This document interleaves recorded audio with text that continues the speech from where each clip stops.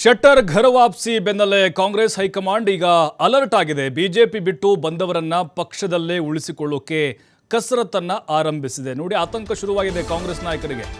ಶೆಟ್ಟರ್ ಹೋದಾಗೆ ಮತ್ತೆ ಬಿಜೆಪಿಯಿಂದ ಬಂದಂತವರು ವಾಪಸ್ ಹೋಗ್ಬಿಡ್ತಾರ ಮನೆಗೆ ಅಂತ ಹೈಕಮಾಂಡ್ ಅಲರ್ಟ್ ಆಗಿದೆ. ಬಿಜೆಪಿ ಬಿಟ್ಟು ಬಂದವರನ್ನ ಪಕ್ಷದಲ್ಲೇ ಉಳಿಸಿಕೊಳ್ಳೋಕೆ ಸರ್ಕಸ್ ಆರಂಭ ಮಾಡಿದೆ. ಲೋಕಸಭೆ ಚುನಾವಣೆ ವೇಳೆ ಪಕ್ಷ ಬಿಡದಂತೆ ನೋಡಿಕೊಳ್ಳುವಂತಹ ಪ್ಲಾನ್ ಇದು. ಲಕ್ಷ್ಮಣ್ ಸವದಿ ಪಕ್ಷ ಬಿಡದಂತೆ ಎಚ್ಚರಿಕೆ ವಹಿಸಿದ್ದಾರೆ ಕೈ ನಾಯಕರು. ಏನು ಪ್ಲಾನ್ ಮಾಡಿದ್ದಾರೆ ಹಾಗಾದ್ರೆ ಲಕ್ಷ್ಮಣ್ ಸವದಿಯವರನ್ನ ಉಳಿಸಿಕೊಳ್ಳಕ್ಕೆ? ಲಕ್ಷ್ಮಣ್ ಸವದಿಯವರ ಜೊತೆಗೆ ಸಿಎಂ ಡಿಸಿಎಂ ನಿರಂತರವಾಗಿ ಟಚ್ ಅಲ್ಲಿದ್ದಾರೆ, ಸಂಪರ್ಕದಲ್ಲಿದ್ದಾರೆ.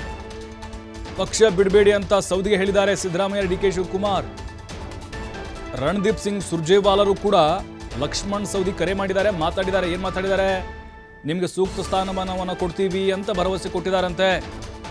ಪಕ್ಷ ಬಿಟ್ಟು ಹೋಗ್ಬೇಡಿ. ಫೆಬ್ರವರಿ 6 ಅಥವಾ 7ರಂದು ಸುರ್ಜೇವಾಲಾ ಅವರನ್ನ ಲಕ್ಷ್ಮಣ್ ಸವದಿ ಭೇಟಿಯಾಗ್ತಾರೆ. ದೆಹಲಿಯಲ್ಲಿ ಅವತ್ತು ಕಾಂಗ್ರೆಸ್ ಫೆಬ್ರವರಿ 7ಕ್ಕೆ ಕಾಂಗ್ರೆಸ್ನ ಪ್ರತಿಭಟನೆ ಇದೆಯಲ್ಲ, ಆ ಸಂದರ್ಭದಲ್ಲಿ ಸವದಿ ಭಾಗಿಯಾಗ್ತಾರೆ. ಅಲ್ಲಿನೇ ಸುರ್ಜೇವಾಲಾ ಅವರನ್ನ ಭೇಟಿ ಮಾಡಿ ಚರ್ಚೆ ನಡೆಸುವಂತಹ ಸಾಧ್ಯತೆಗಳಿದಾವೆ. ನೋಡಿ, ಈಗ ಬಿಜೆಪಿಯಿಂದ ಸೌದಿ ಸಂಪರ್ಕ ಬೆನ್ನಲ್ಲೇ ಅಲರ್ಟ್ ಆಗಿದ್ದಾರೆ ಕಾಂಗ್ರೆಸ್ ನಾಯಕರು. ಯಾಕಂತ ಹೇಳಿದ್ರೆ ನಿರಂತರವಾಗಿ ಬೆಳಗಾವಿಯಲ್ಲಿ ಸಾಕಷ್ಟು ಸಭೆಗಳು ನಡೀತಾ ಇದೆ. RSSನ ಪ್ರಮುಖರೇ ಈಗ ಲಕ್ಷ್ಮಣ್ ಸವದಿ ಅವರನ್ನ ವಾಪಸ್ ಪಕ್ಷಕ್ಕೆ ಅಂದರೆ ಬಿಜೆಪಿಗೆ ಘರ ವಾಪಸಿ ಮಾಡಿಸುವಂಥ ತಂತ್ರಗಾರಿಕೆಯನ್ನು ಮಾಡ್ತಿದ್ದಾರೆ. ರಹಸ್ಯವಾದಂಥ ಮೀಟಿಂಗ್ಗಳನ್ನು ಮಾಡ್ತಿದ್ದಾರೆ. ಬಟ್ ಲಕ್ಷ್ಮಣ್ ಸವದಿ ಹೇಳ್ತಿದ್ದಾರೆ, ನಾನು ಯಾವುದೇ ಕಾರಣಕ್ಕೂ ಕಾಂಗ್ರೆಸ್ ಪಕ್ಷವನ್ನು ಬಿಟ್ಟು ಹೋಗೋದಿಲ್ಲ ಅಂತ. ಶೆಟ್ಟರು ಹಿಂಗೆ ಹೇಳ್ಕೊಂಡು ಬಂದಿದ್ದರು, ನಾನು ಯಾವುದೇ ಕಾರಣಕ್ಕೂ ವಾಪಸ್ಸು BJPಗೆ ಹೋಗೋಲ್ಲ ಅಂತ. ಹೇಳೋಕ್ಕಾಗೋದಿಲ್ಲ. ಸೈದ್ಧಾಂತಿಕ ವಿಚಾರ, ಸ್ಥಾನಮಾನಗಳನ್ನು ಕೊಡದೇ ಇರುವುದು, ಆ ನೋವು ಏನೇ ಆಗಿರ್ಬೋದು ಆ ಸಂದರ್ಭದಲ್ಲಿ ತೆಗೆದುಕೊಂಡಂಥ ನಿರ್ಧಾರಗಳಿಂದ.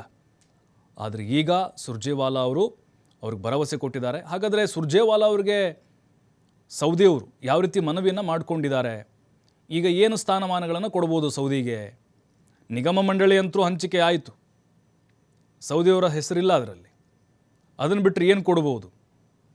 KPCC ಕಾರ್ಯಾಧ್ಯಕ್ಷ ಹುದ್ದೆಯನ್ನು ಕೊಡಬಹುದು. ಯಾಕಂದರೆ ಅವರೆಲ್ಲರೂ ಸಚಿವರಾಗಿದ್ದಾರೆ ಈಗ. ಖಂಡ್ರೆ, ಅದರ ಜೊತೆಗೆ ರಾಮಲಿಂಗಾರೆಡ್ಡಿ, ಸತೀಶ್ ಜಾರಕಿಹೊಳಿ ಕೂಡ ಇದ್ದಾರೆ. ಹಾಗಾಗಿ ಅವರಲ್ಲಿ ಯಾರಾದರೂ ಒಬ್ಬೊಂದು ಸ್ಥಾನವನ್ನು ಈಗ ಸೌದಿಗೆ ಕೊಟ್ಟರು ಅಚ್ಚರಿ ಪಡಬೇಕಾಗಿಲ್ಲ. ಅವ್ರನ್ನ ಪಕ್ಷದಲ್ಲೇ ಉಳಿಸ್ಕೊಳ್ಳುವಂಥ ಎಲ್ಲ ಲಕ್ಷಣಗಳು ಕಾಣಿಸ್ತಾ ಇದೆ.